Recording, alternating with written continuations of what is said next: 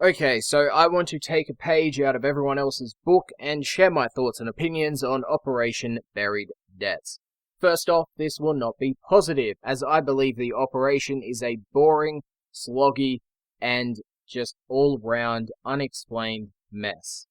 First of all, if you do not read the Operation Buried Debts forum post outlining the event structure and also the patch notes, you will have no idea what's going on outside of a simple showcase of icons in the world state window. Now, in regards to that world state window, the first showcase is that of your data hashes, which isn't really relevant at the point of you entering the event, because, well, you're in there for the rewards. So you want to know how to get the Buried Debts Emblem, the Amalgam Shotgun Spaz mod, Serration, and Barrel Diffusion and Organ Shatter mods, as well as the Buried Debts Sigil, and of course the Opticore Vandal. Well, what do you have to explain how to get those in-game? Well, seal fractures across the Orb Valis. And how do you do that? Well, you pop into the game and you go into the Orb Valis. And to explain further, we can do it in less than 40 seconds, which is the whole event in terms of rewards. Well, you go into the Orb Valis, you get a transmission from Utico telling you that there's something usual happening on the Orb Valis landscape. Well, you get into your Archwing or whatever mode of transportation you have, and you look for something unusual that you haven't seen before. Those are the giant flaming fissures. You notice them and you head towards them. Once you get to them, well, what happens? You're redirected to another location, which Utico suggests you go to the Temple of Prophet or the Exploiter Orb, which are in the same area. And you go to the Exploiter Orb and you see new enemies trailing behind it. Well, you kill one of these enemies and they drop a canister.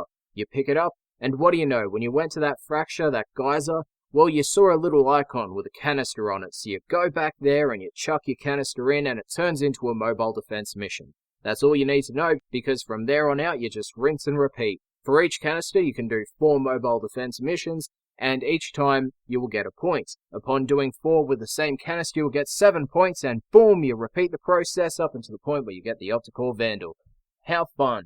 The issue I have here is that, well, it's not really explained on what you have to do in order to do those stages. It's very vague and not direct, which I think everyone has come to the conclusion of. Now, also with this part, it's extremely tedious. You're only doing the same thing over and over and over again, and there's nothing unique about it. There's no special enemy for the operation. It's just the same Orb Valis enemies that you've been versing for the past 4 or 3 months, and that's it. You also have a crap ton of effects on your screen. The Orb Valis is very poor for trying to find enemies. It's like Plains of Eidolon. It's also a case of white enemies on a white area, but then you have this giant blasting orange on your bloody screen all the time, if you are close enough to the geyser, of course, which you would be if you're a Frost. Now, outside of the effects that spurt on your screen, and of course the way to get your rewards, there is the mainstay system that is tied to the event. That is your data hashes. This is just a giant time gate.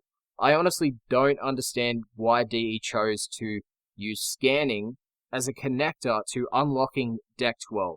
I can understand it in terms of lore because there is some intriguing dialogue that happens between Utico, the player, and of course Rude Zood when you're collecting these data hashes. But for the majority of players, they're not going to be collecting these because, well, you just released an update with a bunch of content, and you also had a double Affinity weekend, and on top of that, the Razorback was live on PC, and the operation, of course, is only live on PC at the moment. So you had all this stuff. You also have Night Waves that launched last week. There is just a crap ton of things to do in the game right now, and why would they go out and scan these little data terminals? There's also no indication of where these are. They're similar to the mem fragments. You just have to go out and try and find them.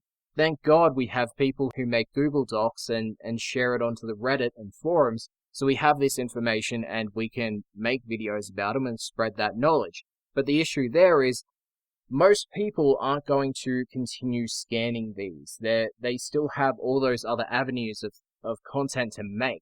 And for the majority of players, they're not like most veterans that have everything or close to everything in the game. So why would they go and scan this stuff? If if DE actually watches this, I would like to see the statistics you have in regards to players scanning items. Stuff like courier and how long it takes in between collecting all of them, courier, cephalon fragments, somachord tones, your frame fighter character data, any sort of scannable object. I would love to see your statistics in regards to when players got them, the timeline in between them, specifically 14 days, how many people collected or scanned these items in that period of time, because I want to know why you chose to gate content, specifically an event, the Exploiter Orb Mother boss fight, and more importantly, Hildren, a new Warframe for free-to-play players. There is a major time gate for those players that can't get it now because all the parts are tied to the Exploiter Orb Mother boss fight.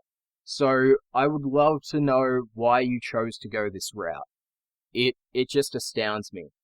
But outside of my thoughts and opinions on this, I would like to highlight a Reddit thread that I saw earlier today that kind of sparked this video. This Reddit thread is titled Buried Debt. Did DE overestimate how many people would help scanning? Now, at the time of making that post, it was 9 hours ago as of recording this video, and it stated the following. The update has been live for over 2 days now. We still have 4 fragments sitting at only 10% progress for being scanned. DE said their projections would put the completion at only 7 days, which is confirmed through the Warframe forums. Napkin Math puts this at 20 days to complete. The operation, however, only lasts 14 days total. However, the most dedicated players will scan early and the progress then slows down. Will DE adjust the scan manually? Is the event artificially progressed, like the Razorback and Fomorian events that have auto health decays apparently only giving us an illusion about danger? Something isn't lining up at this point. Now, in regards to this, that of course was 9 hours ago as of recording this video, I would like to do some quick math for myself. So at the moment, 27% is the current state of the first data hash. So what do? We go 27 divided by 3 because the operation did launch on Friday at 3 AM, and as of recording this video, it is Monday at 10 AM. Well, 27 divided by 3, and boom, we got 9. So let's times that by 14, which is the duration of the event, and we have 126%. That's good and dandy because, well, that's past the goal and we've reached it. However, when it comes to everything else, we have 12%. Okay, 12 divided by 3, that's 4% per day. Well, 4 times 14, 56. That's not good. That is actually for a large sum of them. That is 52% for an estimated goal for these data hashes as a community-wide event, not accounting people that log in, get their reward, don't even bother to care about this find and scan data hashes on the Orb Valis crap because they've already got their Opticore Vandal, or they're already moving on to everything else. Why is there no indication that this is pretty important for the story of Warframe, getting history on the Deck 12 incident, the Exploiter Orb boss fight, and the major point, Hildren as a Warframe? There are many questions as to the structure of this event I have, and I'm pretty sure I've asked them throughout this video. What was the overall design choice for this event? It doesn't make sense. There's nothing unique about it. And for an operation, it's so poor in regards to previous ones. We don't even have clan statues for people to try and acquire. And of course, when they played the game in their dojo, there is nothing that makes this feel like an operation. And that's the sad thing. This is similar to my thoughts about the Strata Relays reconstruction event. It just felt so poor and minor in the general sense of the Warframe universe. So, yeah, that's my thoughts on Operation Buried Debt. So let me know what yours are in the comments section down below. Thank you for watching, and yeah, I'll see you guys next time.